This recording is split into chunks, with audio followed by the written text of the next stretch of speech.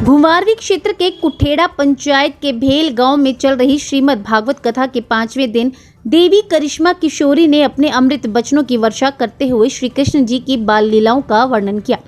उन्होंने कहा कि कृष्ण के पैदा होने के बाद कंस उन्हें मौत के घाट उतारने के लिए राज्य की सर्वाधिक बलवान राक्षस पूतना को भेजा।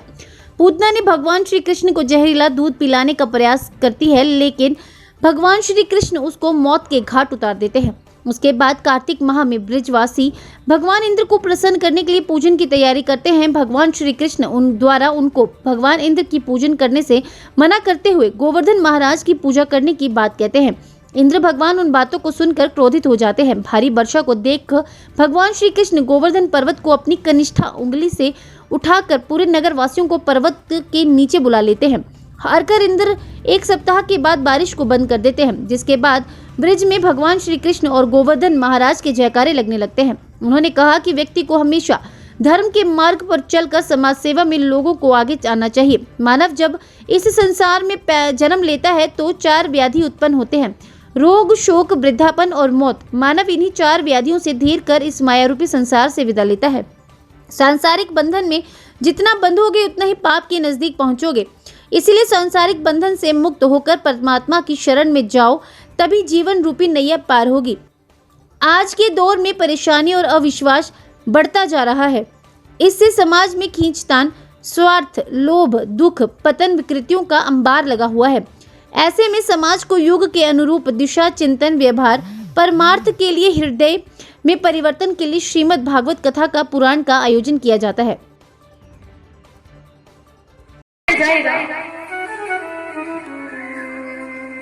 कभी भी किसी बात की हारी नहीं मान रही है। दुख इतने आए, 6 बालक उनके मारे गए, हारी नहीं मानी। इतना रोई है, इतना दर्द झेला है, लेकिन कहते हैं ना, दुख की बाद सुख भी आता है और सुख भी किसी का टिका नहीं रहता। इसलिए सुख दुख को जोड़ा बनाकर इसके साथ चलते रहिए, परमात्मा का नाम लेते रहिए, उसका नैया पर भरोसा रखिए, आपका हर कार्य पूरा होगा। आप फालतू हैं, फ्री हैं, श्री कृष्ण श्री राधे राधे कहिए, आपका जो काम नहीं हो रहा है वो काम हो जाएगा। अगर आप कृष्ण को याद ही नहीं करते, आप राधे को याद नहीं करते, नारायण को याद नहीं करते, फिर वो एक दिन में आपके रटने से क्या होगा। लोग ना जब मुसीबत होती है, ऐसा लगता है कि आज ये काम समाप्त है, उस दिन कहते हैं भगवान बचा लो, अब मेरा क्या होगा। अगर आपने ये पहले से ही किया होता ना, तो कभी भी भगवान आपके साथ ऐसा नहीं करते। और मुझे ना अपने आप पर बड़ा भरोसा है। मुझे पता है कान्हा जो बुरा करता है मेरे लिए करता है, अच्छा करता है मेरे लिए करता है। मैंने जो कर्म किए होंगे ना, उसके फल स्वरूप मुझे अच्छे और बुरे दंड मिलेंगे। बस मैं इंतजार करती हूँ कि अब कान्हा कौन सी घड़ी लाने वाला है, कौन सा खेल खेलने वाला है, कौन सा वक्त लाने वाला है। कृष्ण तू ला, मैं झेलूंगी।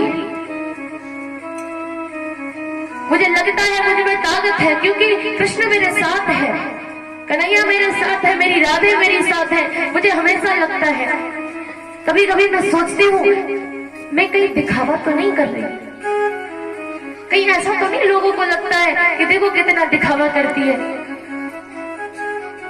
कितना ओवर कॉन्फिडेंस दिखाती है, ये एटीट्यूड दिखाती है, हम भगवान के भक्त हैं। पर हमें कभी कभी लगता है प्रभु अगर आप दिखावा भी कर रहे हैं तो आपका नाम तो ले रहे हैं ना दिखावे में ही सही, आपको याद तो कर रहे हैं, दिखावे में ही सही, आपकी बातें तो दूसरों को बताते हैं। अब हमारा दिखावा ही सही, मैं पाप चढ़ा लूंगी, लेकिन मेरा दिखावे में आपका स्मरण तो आता है, आपका नाम जब तक तो आता है। मैं इसी से सफल हूं। मुझे अगर ऐसे ही सबको कहना है तो मैं तो दिखावा करना ही अच्छा समझूंगी। जिस दिखावे में मेरा कृष्ण आता हो, जिस दिखावे में मेरी राधे, बहुत ही सॉफ्ट चीज बनाई है, बहुत नॉर्मल, ये किसी का दुख नहीं झेल पाएगी, ये बहुत ही नाजुक है। तब विष्णु जी ने कहा ये जितनी दिखने में नाजुक है ना, इसे कष्ट भी उतने ही मिलेंगे, लेकिन ये अंदर से उतनी ही मजबूत है। ये अपने आप को कभी टूटने नहीं देती। और जो भी इसका सहयोग, इसका साथ देता है ना, उसे भी वो हिम्मत बनाकर आगे बढ़ाती है।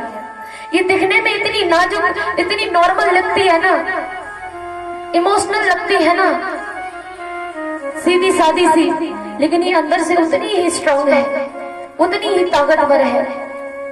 ये परिवारों को ऐसे मिलाकर चलती है कि अगर ये ना हो तो शायद परिवार हमेशा बिखरे बिखरे ही रहे, कभी किसी का परिवार नहीं बसेगा, कभी कहीं गांव, कहीं शहर नहीं बसेंगे, अगर ये सॉफ्ट सी नारी ना बनाई गई होती तो।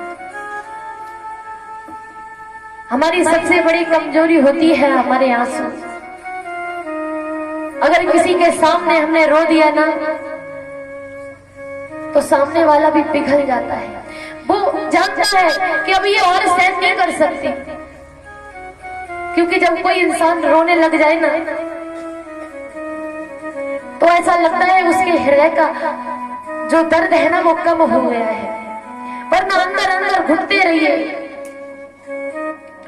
जब घर में, परिवार में किसी की मृत्यु हो जाती है, कई लोग इतने शौक में चले जाते हैं कि रो नहीं पाते। लोग उन्हें जबरदस्ती रुलाने की कोशिश करते हैं, कम से कम इसका दिल हल्का हो जाएगा रोने से, इसीलिए कि ये कहीं सदमे में न चला जाए, कहीं शौक न लग जाए इसको। आंसू वो चीज है जो दर्दों को कम करते हैं, इसलिए रोना भी बहुत जरूरी है।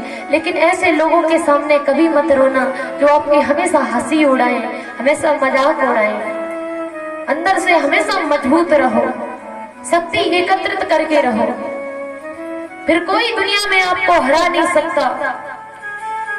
फिर वो चाहे माँ हो, बेटी हो, बहन हो, कोई भी हो।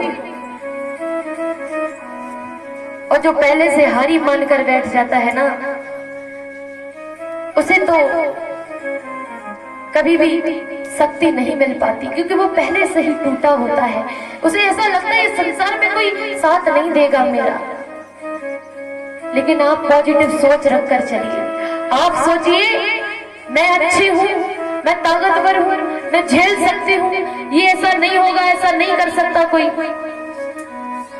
तो आपसे बड़ा ताकतवर कोई नहीं है, क्योंकि आप पर अपना आत्मविश्वास है, आपको अपने आप पर भरोसा है।